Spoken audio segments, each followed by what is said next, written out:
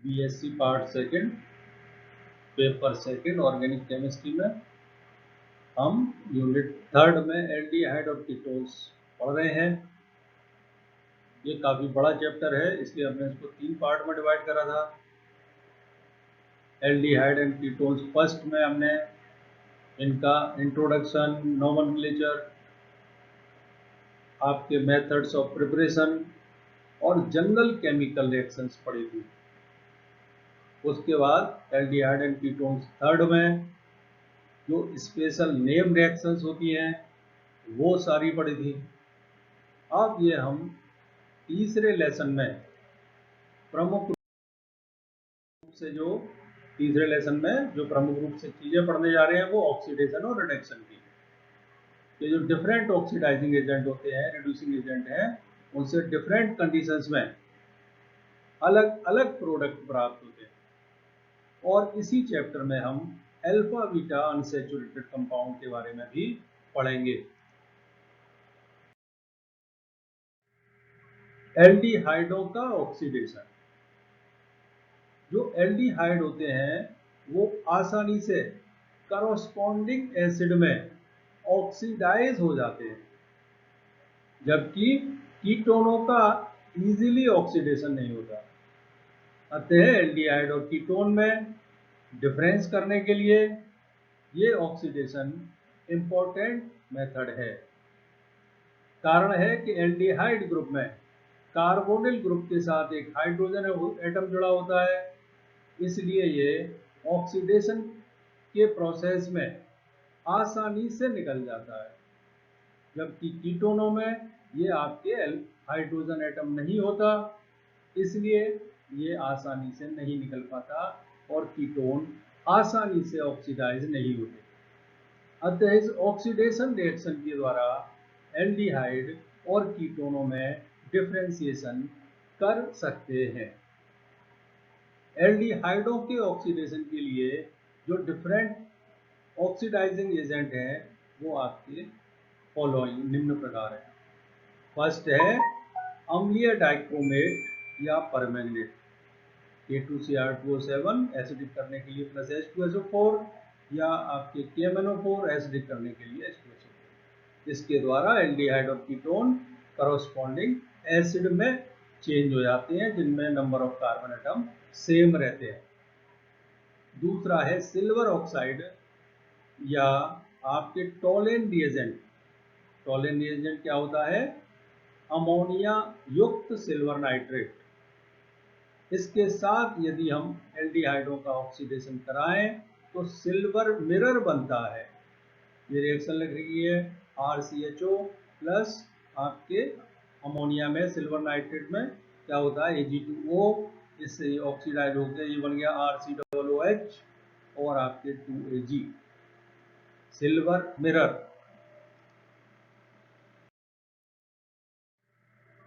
जो आपके Tollens reagent है वो आपके अनसैचुरेटेड एल्डिहाइडों में से अनसैचुरेशन यानी डबल बॉन्ड का ऑक्सीडेशन नहीं करता, ये केवल एल्डिहाइड का ही एसिड में ऑक्सीडेशन करता है, यानी प्रोटोन एल्डिहाइड से प्रोटोनिक एसिड बन जाता है टॉलेन रिएजेंट के द्वारा।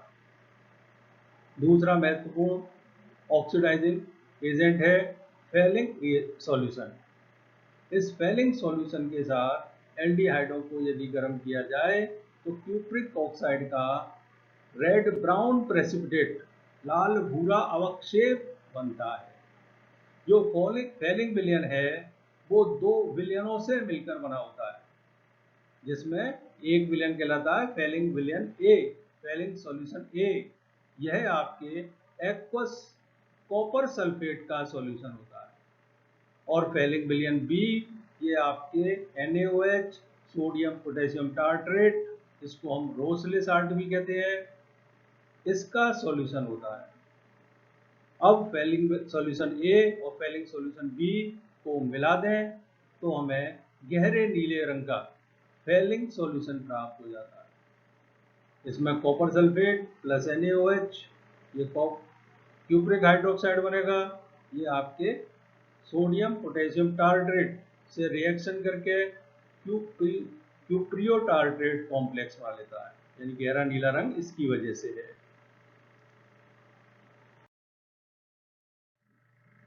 जब फेलिंग सॉल्यूशन में एल्डिहाइड मिलाकर गर्म करते हैं तो आपके कॉम्प्लेक्स कंपाउंड से Cu+2 आयन का Cu2+2 यानी क्यूप्रिक का क्यूप्रस आयन में रिडक्शन हो जाता है।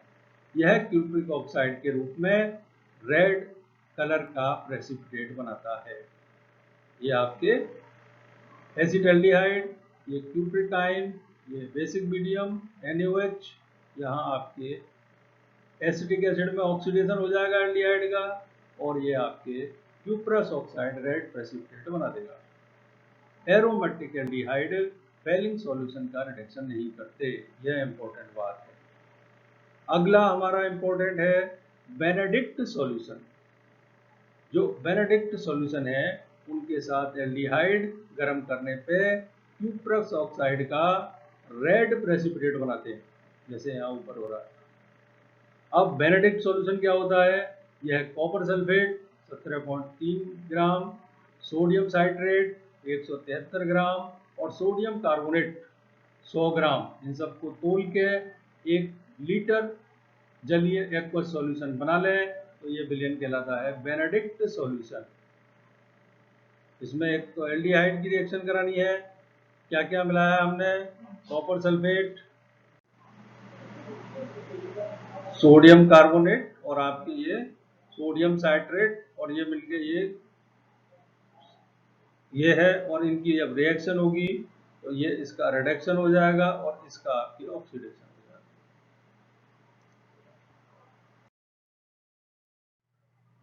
अब है कीटोनों का ऑक्सीडेशन। जो हमने ऊपर पढ़े थे फेलिंग विलयन, टॉलेंस रिएजेंट, बेनेडिक्ट सॉल्यूशन, उनसे केवल एल्डिहाइड का ही होता है, कीटोनों का नहीं होता। तो इस आधार पे हम एल्डिहाइड और कीटोन में डिफरेंशिएशन कर सकते हैं। लेकिन जो स्ट्रॉन्ग ऑक्सीडाइजिंग एजेंट होते हैं जैसे क्रोमिक एसिड या HNO3, उनके साथ काफ़ी देर तक इन्हें गर्म किया जाए तो आपके कार्बोनिल ग्रुप में से जो दोनों तरफ CC हैं उनमें से किसी एक बॉन्ड का क्लीवेज हो जाता है और कम कार्बन वाला एसिड प्राप्त होता है। जैसे एसीटोन 3 कार्बन वाला है, इसका ऑक्सीडेशन होगा तो एक तरफ का कोई बॉन्ड ऑक्सीडाइज हो जाएगा और 2 कार्बन वाला एसिड एसिटिक एसिड प्राप्त होगा।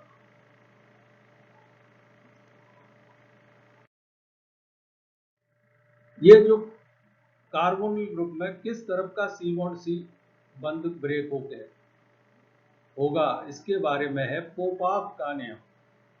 एक सिमेट्रिक कीटोन में किस ओर का C बॉन्ड C O बंद टूटेगा, इसके रिगार्डिंग पोपाप का नियम है जो बताता है कि कार्बोनिल ग्रुप के उस तरफ का C बॉन्ड C बंद टूटता है जिस तरफ अल्फा हाइड्रोजन एटम्स की संख्या कम होती है।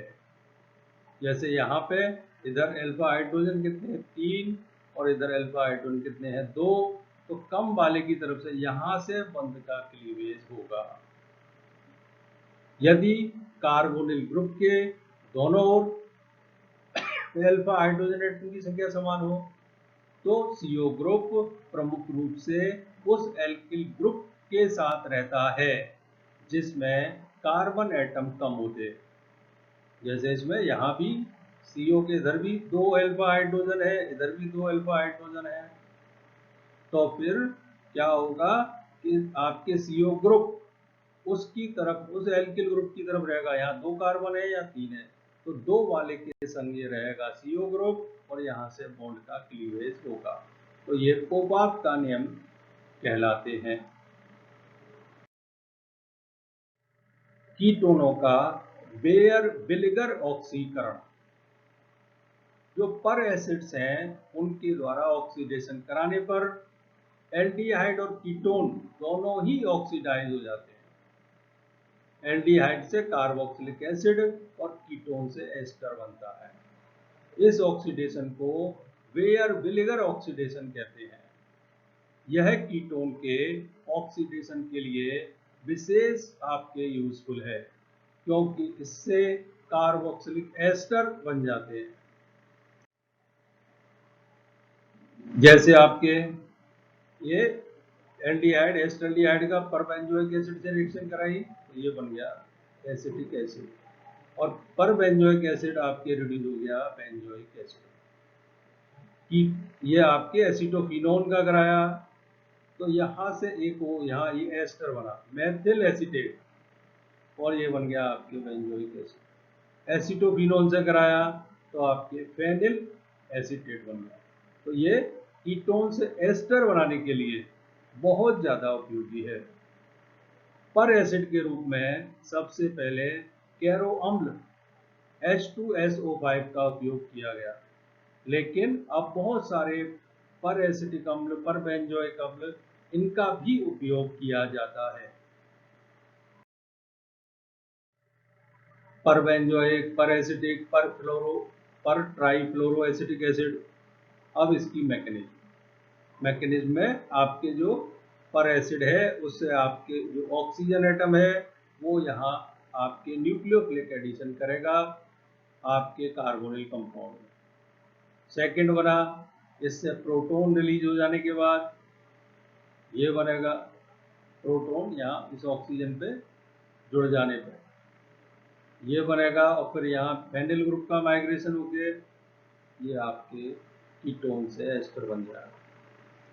तीसरी स्टेप में जब थर्ड में से एक मॉलिक्यूल RCOOH का निकलता है, उसी समय कार्बन से जुड़ा हुआ एल्किल अपने लोन पेयर ऑफ इलेक्ट्रॉन सहित माइग्रेट होकर ऑक्सीजन एटम पर आ जाता है। इस रिएक्शन के प्रोडक्ट से यह ज्ञात होता है कि मेथिल समूह की अपेक्षा फेनिल ग्रुप का जो ट्रांसफर है वो आसानी से होता है, यानी फेनिल ग्रुप के ट्रांसफर होने की नेचर ज़्यादा होती है, इसलिए फेनिल एसीटेट प्राप्त होता है। यदि मेथिल ग्रुप का ट्रांसफर होने की अधिक होती तो हमें ये बेंजोएट प्राप्त होता, जो कि हमें प्राप्त नहीं होता। जो डिफरेंट ग्रुप्स होते हैं उनके ट्रांसफर होने की नेचर माइग्रेटरी एप्टीट्यूड का जो सीक्वेंस है वो फॉलोइंग है। H के बाद फेनिल, फेनिल के बाद 3 डिग्री, उससे कम 2 डिग्री, उससे कम 3 डिग्री, सबसे कम मेथिल। सेलेनियम ऑक्साइड द्वारा ऑक्सीडेशन, यह भी आपके बहुत ही विशिष्ट प्रकार का ऑक्सीडेशन है। एल्डिहाइड तथा कीटोन का सेलेनियम ऑक्साइड द्वारा ऑक्सीडेशन कराने पर जो CO ग्रुप है उसके जो नेबरिंग में अल्फा मेथिलीन, इसमें से जो CH2 है का मेथिल ग्रुप ऑक्सीडाइज हो जाता है और डाइकार्बोनिल कंपाउंड बनते हैं। जैसे एल्डिहाइड का रिएक्शन कराएं, ऑक्सीडेशन कराएं सेलेनियम ऑक्साइड से, तो ये बन गया यहाँ से H2 हट के ग्लाइऑक्सेल। एसीटोन का कराएं तो मेथिल ग्लाइऑक्सेल। साइक्लोहेक्सेनोन का कराएं तो साइक्लोहेक्सेनोन 1 डाइऑन। इसकी मैकेनिज्म ये आपके यहाँ पे H का स्थानांतरण इस O पे हो गया तो ये CH डबल बॉन्ड OH, यानी कीटो से इनोल फॉर्म बन गए। इधर सेलेनियम ऑक्साइड वाटर से रिएक्शन करके ये इस तरह का कंपाउंड बना लेगा। अब ये H का यहाँ ट्रांसफर O पे हो जाएगा, यानी सेलेनियम सिंगल बॉन्ड OH।